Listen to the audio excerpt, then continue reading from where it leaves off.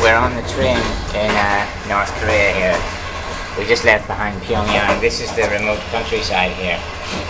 So it's all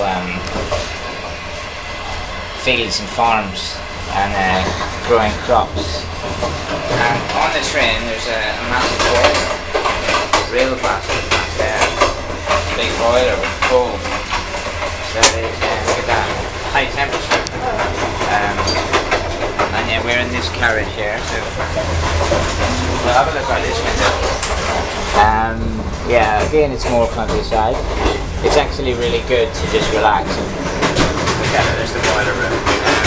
But we're getting the beer in a minute. The beers are coming in, so there's the attendance compartment. You can nosy in on that. Gotta have fire extinguishers. This is our cart.